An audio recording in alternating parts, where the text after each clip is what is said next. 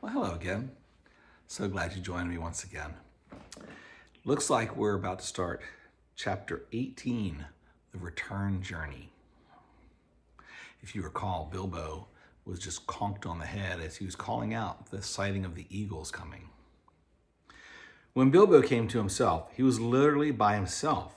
He was lying on the flat stones of Ravenhill, and no one was near him. A cloudless day, but cold, was broad above him.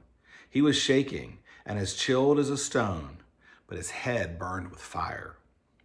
Now I wonder what has happened, he said to himself. At any rate, I am not yet one of the fallen heroes, but I suppose there is still time enough for that. He sat up painfully. Looking into the valley, he could see no living goblins. After a while, his head cleared a little, and he thought he could see elves moving in the rocks below. He rubbed his eyes. Surely there was a camp still in the plain some distance off, and there was a coming and going about the gate. Dwarves seemed to be busy removing the wall, but all was deadly still. There was no call and no echo of a song. Sorrow seemed to be in the air. Victory after all, I suppose, he said, feeling his aching head. Well, it seems a very gloomy business. Suddenly he was aware of a man climbing up and coming towards him. Hello there, he called with a shaky voice. Hello there, what news? What is this? What is it that speaks among the stones? Said the man, halting and peering about him not far from where Bilbo sat. Then Bilbo remembered his ring. Well, I'm blessed, said he. The invisibility has its drawbacks after all. Otherwise, I suppose I might have spent a warm and comfortable night in bed. It's me, Bilbo Baggins, companion of Thorin, he cried, hurriedly taking off the ring. It is well that I have found you, said the man, striding forward. You are needed, and we have looked for you long. You would have been numbered among the dead, who are many, if Gandalf the wizard had not said that your voice was last heard in this place. I have been sent to look here for the last time. Are you much hurt? A nasty knock on the head, I think, said Bilbo. But I have a helm and a hard skull. All the same, I feel sick and my legs are like straw. I will carry you down to the camp in the valley, said the man, and he picked him up lightly. The man was swift and sure-footed. It was not long before Bilbo was set down before a tent in the dale, and there stood Gandalf with his arm in a sling. Even the wizard had not escaped without a wound, and there were a few unharmed in all the host. When Gandalf saw Bilbo, he was delighted. Baggins, he exclaimed. Well, I never. Alive after all. I am glad. I began to wonder if your luck would see you through. A terrible business, and nearly it was disastrous. But other news can wait. Come, he said more gravely. You are called for. And leading the Hobbit, he took him within the tent. Hail, Thorin, he said as he entered. I have brought him. There indeed lay Thorin Oakenshield, wounded with many wounds, and his rent armor and notched axe were cast upon the floor. He looked up as Bilbo came beside him. Farewell, good thief, he said. I go now to the halls waiting to sit beside my fathers until the world is renewed. Since I leave now all gold and silver and go where it is of little worth, I wish to part in friendship from you, and I would take back my words and deeds at the gate.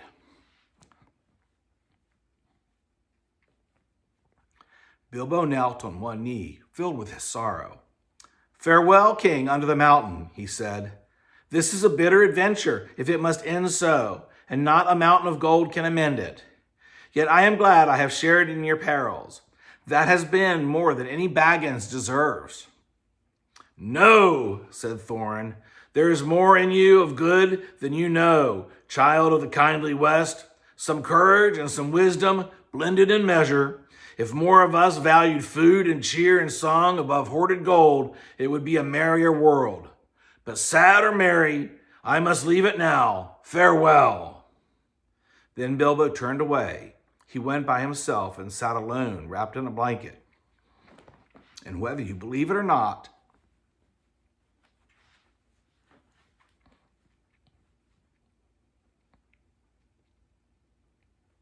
And whether you believe it or not, he wept until his eyes were red and his voice was hoarse. He was a kindly soul. Indeed, it was long before he had the heart to make a joke again. A mercy it is, he said at last to himself, that I woke up when I did. I wish Thorin were living, but I am glad that we parted in kindness. You were a fool, Bilbo Baggins. You made a great mess of that business with the stone, and there was a battle, and in spite of all your efforts to buy peace and quiet, but I suppose you can hardly be blamed for that. All that had happened after he was stunned, Bilbo learned later, but it gave him more sorrow than joy, and he was now weary of his adventure. He was aching in his bones for the homeward journey. That, however, was a little delayed, so in the meantime I will tell you some of the events. The eagles had long had suspicion of the goblins mustering, for from their watchfulness of the movements in the mountains could not be altogether hid. So they too had gathered in great numbers under the great eagle of the misty mountains, and at length, smelling battle from afar, they had come speeding down the gale in the nick of time. It was who dislodged the goblins from the mountain slopes, casting them over the precipices, or driving them down shrieking and bewildered among their foes. It was not long before they had freed the lonely mountain, and the elves and the men on either side of the valley could come at last to the help of the battle below. But even with the eagles, they were still outnumbered. In the last hours, Bjorn himself had appeared. No one knew how or from where. He came alone and in a bear's shape, and he seemed to have grown almost to a giant's size in his wrath. The roar of his voice was like drums and guns, and he tossed wolves and goblins from his path like straws and feathers. He fell upon their rear and broke like a clap of thunder through the ring. The dwarves were making a stand still about their lords upon the low rounded hill. Then Bjorn stooped and lifted Thorin, who had fallen pierced with spears, and bore him out of the fray. Swiftly he returned, and his wrath was redoubled, so that nothing could withstand him, and no weapon seemed to bite upon him. He scattered the bodyguard and pulled down Bolg himself and crushed him. Then dismay fell on the goblins, and they fled in all directions. But weariness left their enemies with the coming of new hope, and they pursued them closely and prevented most of them from escaping where they could. They drove many of them into the running river, and such as fled south or west, they hunted into the marshes about the forest river.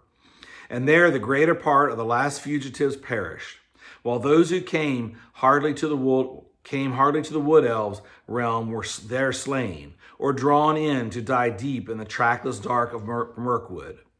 Songs have said that 3 parts of the goblin warriors of the north perished on that day, and the mountains had peace for many a year.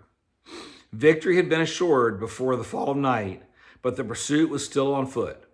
When Bilbo returned to the camp, not many were in the valley save the more grievously wounded. "Where are the eagles?" he asked Gandalf that evening as he lay wrapped in many warm blankets. "Some are in the hunt," said the wizard, "but most have gone back to their eyries. They would not stay here and departed with the first light of morning. Dane has crowned their chief with gold and sworn friendship with them forever." "I'm sorry, I should have liked to see them again," said Bilbo sleepily. "Perhaps I shall see them on the way home. I suppose I shall be going home soon." "As soon as you like," said the wizard. Actually, it was some days before Bilbo really set out.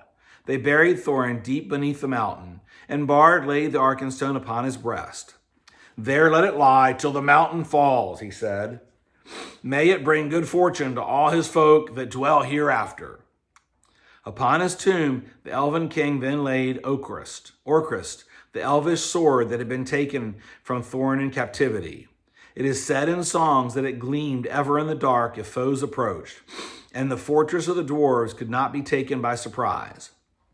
There now, Dane, son of Dane, took up his abode, and he became king under the mountain. And in time, many other dwarves gathered to his throne in the ancient halls. Of the 12 companions of Thorin, 10 remained. Fili and Kili had fallen, defending him with shield and body, and for he was their mother's elder brother. The others remained with Dane, for Dane dealt his treasure well.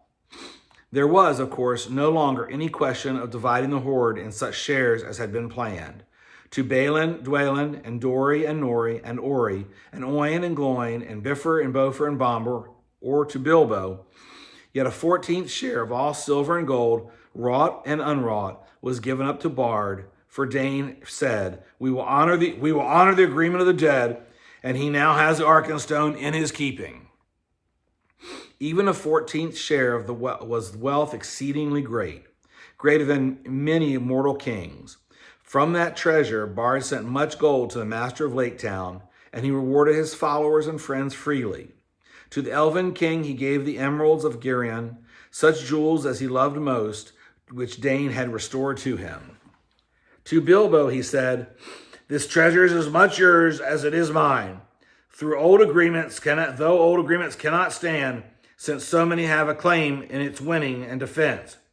Yet even though you were willing to lay aside all of your claim, I should wish that the words of Thorin, of which he repented, should not prove true, and that we shall give you little. I would reward you most richly of all.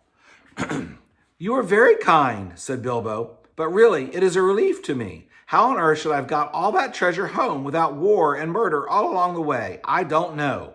And I don't know what I should have done with it when I got it home. I am sure it is better in your hands. In the end, he would only take 2 small chests, one filled with silver and the other with gold, such as one strong pony could carry. That will be quite as much as I can manage, said he. At last, the time came for him to say goodbye to his friends. Farewell, Balin, he said, and farewell, Dwalin, and farewell, Dori, Nori, Ori, Oin, Gloin, Bifur, Bofer, and Bomber. May your beards never grow thin. And turning towards the mountain, he added, farewell, Thorin Oakenshield, and Fili and Kili. May your memory never fade. Then the dwarves bowed low before their gate, but words stuck in their throats. Goodbye and good luck wherever you fare, said Balin at last. If ever you visit us again, when our halls are made fair once more, then the feast shall indeed be splendid.